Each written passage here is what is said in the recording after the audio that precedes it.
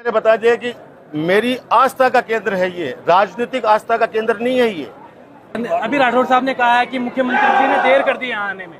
Doctor साहब, आप लगातार 3 बार नवलगढ़ से विधायक रहे हैं, बीजेपी के पास आपकी कोई काट नहीं मिली। अभी चर्चाएं चल रही हैं कि बाबा यहाँ नवलगढ़ से चुनाव लड़ने जा रहे हैं, क्या स्वागत है? जो सरकार 2000 का नोट 2 साल नहीं चला पाई, हिंदुस्तान की करेंसी कितने सालों से चल रही है, 2000 का नोट इन्होंने चालू किया, 2 साल के अंदर बंद कर दिया। भैया ऐसा क्या कर दिया? तो ये लोग सरकार देश को नहीं संभाल सकते। मैं जो ये पूछो कि आप कितनी बार महाराज पधार गए यहाँ पे, आप कितनी बार पधार गए? जब पता चला आपको कि मुख्यमंत्री जी पधार रहे हैं, इसलिए कभी तो पीएम का आप लेटर लिखवा रहे हो, कभी आप खुद भाग रहे हो, कभी प्रदेश अध्यक्ष को लेके भाग रहे हो, कभी केंद्रीय मंत्रियों को लेके भाग रहे हो। अरे केंद्र में 9 साल की सरकार है, 9 साल के अंदर सरकार के अंदर आप कितनी बार आ गए? और जब यहाँ प्रधानमंत्री जी आए थे सीकर के अंदर, तब आपने सारे तीर्थों का नाम ले दिया, फिर कैसे उस दिन सांगलपति महाराज को भूल गए? हमारे प्रमुख धार्मिक स्थल सांगलिया धूनी पे आज हमारे बाबा खींवादास जी महाराज श्री श्री 1008 उनकी आज पुण्यतिथि है। पुण्यतिथि के शुभ अवसर के ऊपर लाखों की तादाद के अंदर श्रद्धालु सांगलिया धूनी में हर वर्ष आते हैं। हर वर्ष बाबा का मेला लगता है और उस मेले के अंदर आकर शीश नवाते हैं। और आज सौभाग्य की बात है कि राजस्थान के लोकप्रिय मुख्यमंत्री जननायक श्री अशोक गहलोत जी भी राजस्थान प्रदेश की जनता की खुशहाली के लिए, आम लोगों में भाईचारा बना रहे, ऐसी आस लेकर आज यहाँ शीश नवाने के लिए आ रहे हैं कि हमारे प्रदेश में खुशहाली हो, हर आदमी परेशानी से मुक्त हो और हमारा राजस्थान प्रदेश प्रगति की राह पर हमेशा अग्रसर रहे। ये आस लेकर, ये अर्जी लेकर आज हमारे सांगलिया धूनी के ऊपर माननीय मुख्यमंत्री जी पधार रहे हैं। तो जनता आज बड़ी उत्सुक है उनका स्वागत करने के लिए। और मैं जहाँ तक समझता हूँ कि राजस्थान के लोकप्रिय मुख्यमंत्री अशोक गहलोत जब दरबार में आएंगे, यहाँ पे शीश नवाएंगे, प्रदेश के लिए खुशहाली की कामना करेंगे, तो निश्चित रूप से 36 कौम का आशीर्वाद उनके सर पर है, साधु संतों का आशीर्वाद उनके सर पर है, गौ माता का आशीर्वाद उनके सर पर है। तो आने वाले समय के अंदर प्रदेश का वो नेतृत्व फिर से करेंगे, ऐसी हम लोग प्रार्थना करते हैं। संयोग ऐसा है कि चुनाव भी इसी वर्ष होने हैं 2-3 महीने बाद, और आज बीजेपी भी यहाँ आ रही है, प्रदेश अध्यक्ष आए हैं, राजेंद्र राठौड़ साहब आए हैं, और कांग्रेस से भी यहाँ लोग। देखिए, ये पहली बात तो किसी पार्टी का कार्यालय नहीं है, ये आस्था का केंद्र है। ये बाबा लकड़दास, बाबा लालदास, बाबा खींवादास, बंसीदास जी महाराज सब संतों की तपोस्थली है। संतों ने यहाँ तप किया है, तो संतों की तपोस्थली के ऊपर कोई भी पार्टी आ सकती है, कोई भी नेता आ सकता है और अपनी अर्जी लगा सकता है, और आस्था का केंद्र है। इसलिए मैं नहीं समझ सकता कि कोई ये राजनीतिक। अभी राठौड़ साहब ने कहा है कि मुख्यमंत्री जी ने देर कर दी यहाँ आने में। अरे मुख्यमंत्री जी तो हमेशा सब जगह जाते हैं। हम तो मेरे फादर तो 40 साल से बाबा खींव के समय से हमारे परशुरामपुरा में सांगलिया धूनी है, तब से लेके आज तक हमारी दूसरी तीसरी पीढ़ी चल रही है जो इससे जुड़ी हुई है। तो उनको ये पूछो कि आप कितनी बार महाराज पधार गए यहाँ पे, आप कितनी बार पधार गए? जब पता चला आपको कि मुख्यमंत्री जी पधार रहे हैं, इसलिए कभी तो पीएम का आप लेटर लिखवा रहे हो, कभी आप खुद भाग रहे हो, कभी प्रदेश अध्यक्ष को लेके भाग रहे हो, कभी केंद्रीय मंत्रियों को लेके भाग रहे हो। अरे केंद्र में 9 साल की सरकार है, 9 साल के अंदर सरकार के अंदर आप कितनी बार आ गए? और जब यहाँ प्रधानमंत्री जी आए थे सीकर के अंदर, तब आपने सारे तीर्थों का नाम ले दिया, फिर कैसे उस दिन सांगलपति महाराज को भूल गए?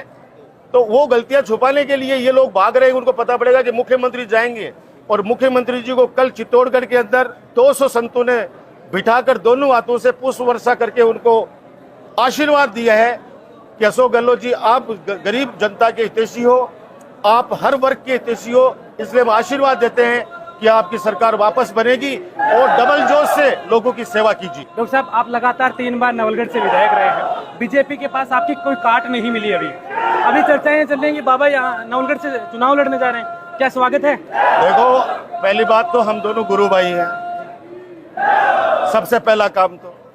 और मैंने बता दिया कि मेरी आस्था का केंद्र है ये, राजनीतिक आस्था का केंद्र नहीं है ये।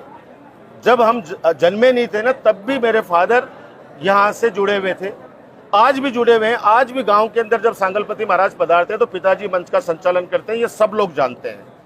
मैं अभी फिर कह रहा हूँ कि मेरा राजनीतिक रिश्ता नहीं है इस दुनिया से, मेरा आत्मा का रिश्ता है, मेरे परिवार का रिश्ता है, मेरी आस्था का रिश्ता है।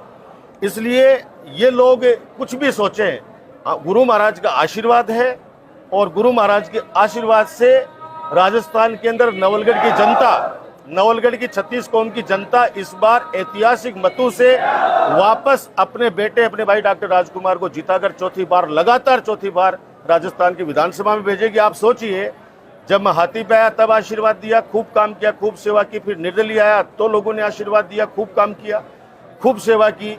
और उसके बाद में कांग्रेस पार्टी से लड़ा तो खूब आशीर्वाद दिया, बढ़ते हुए अंतर से जिताया मुझे। ऐसे ऐसे षड्यंत्र इन लोगों ने पिछले चुनाव में किए, फिर भी आम जनता ढाल बनकर मेरी रक्षा करी और मेरा हौसला बढ़ाया, मेरा हौसला नहीं टूटने दिया। ये लोग इस तरह की बातें फैलाकर एक भ्रम की स्थिति पैदा करना चाहते हैं, लेकिन राजस्थान की नहीं, पूरे हिंदुस्तान की जनता जान चुकी है। और पूरे हिंदुस्तान के अंदर, मैं तो कह रहा हूँ, परिवर्तन यात्रा ये राजस्थान में निकाल रहे हैं। पूरे हिंदुस्तान के अंदर परिवर्तन की लहरें हिंदुस्तान में सोच रहे हैं कि इस बार जो इन लोगों ने कहा, किस तरह से ये संविधान के साथ छेड़छाड़ कर रहे हैं, किस तरह से ये लोग इंडिया को भारत बनाने की। आप देखिए ना, बाबा साहब भीमराव अम्बेडकर जी ने संविधान की जब रचना करी, उस समय इंडिया संविधान के अंदर लिखा गया। आज ये इतने सारे इंस्टीट्यूट इंडियन के नाम से किस किस को चेंज कर देंगे, करेंसी को चेंज कर देंगे क्या? अरबों खरबों रुपए का भार लेकर इनको लोगों को सिर्फ भ्रमित करके और उनको काम में लगा के रखना है। बाकी जो सरकार 2000 का नोट 2 साल नहीं चला पाई, हिंदुस्तान की करेंसी कितने सालों से चल रही है। 2000 का नोट इन्होंने चालू किया, 2 साल के अंदर बंद कर दिया। भैया ऐसा क्या कर दिया?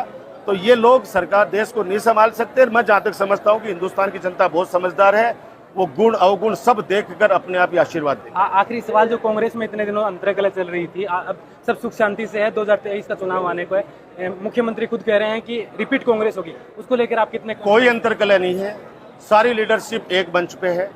और मैं कह रहा हूं कि नेताओं के अंदर आपसी मतभेद हो जाओ चाहे, जनता जिसको चाहती है जीत उसी की होती है। योजनाओं का कितना असर देख रहे हैं आप अपने? 100% योजनाएं तो हैं। बुजुर्ग कहते हैं कि आदमी का क्या प्यारा होता है, उसका काम क्या प्यारा होता है। कौन माता पिता नहीं चाहता कि उसका बेटा और बहू उसको आज्ञाकारी मिले? कौन गुरु नहीं चाहता कि उसका शिष्य उसका आज्ञाकारी मिले, सक्षम मिले?